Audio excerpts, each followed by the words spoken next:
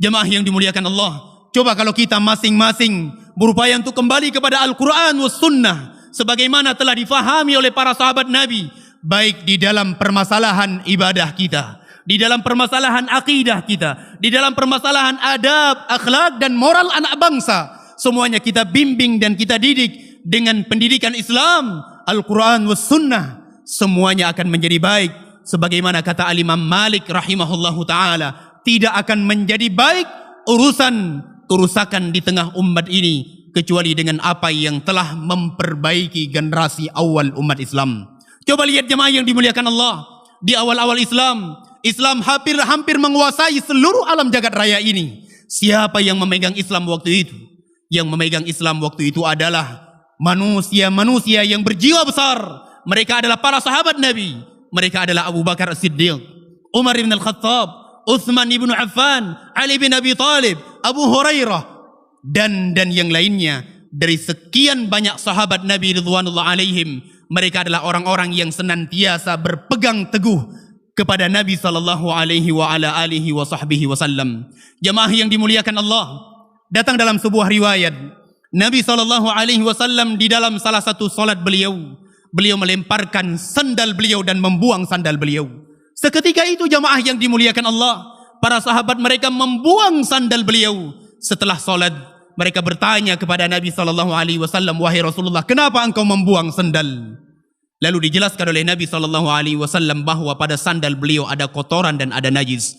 Yang menjadi syahid di sini jamaah yang dimuliakan Allah, betapa kuat dan kokoh ittiba' mereka kepada Nabi sallallahu alaihi wasallam dan berpegang teguhnya mereka kepada Rasulullah sallallahu alaihi wasallam. Abu Bakar As-Siddiq radhiyallahu anhu mengatakan, "Ma taraktu syai'an amila bihi Nabi sallallahu alaihi wasallam illa amiltu."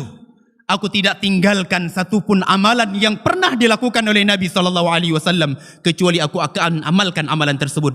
Aku khawatir kalau aku tinggalkan amalan tersebut, aku akan melenceng dan tersesat dari jalan Rasul sallallahu alaihi wa ala alihi wasallam. Coba lihat para sahabat yang lainnya. Ka'ab bin Malik radhiyallahu taala anhu, ketika beliau tidak ikut di dalam perang Tabuk bersama Nabi sallallahu alaihi wasallam, beliau dihukum oleh Allah Subhanahu wa taala dan Rasulnya tidak diajak bicara oleh Nabi sallallahu alaihi wasallam selama 50 hari 50 malam sebagai hukuman karena beliau tidak punya keringanan untuk tidak ikut di dalam perang Tabuk tersebut. Dihukum oleh Nabi sallallahu alaihi wasallam pada malam ataupun hari ke-40 datang utusan Nabi sallallahu alaihi wasallam kepada Ka'ab bin Malik.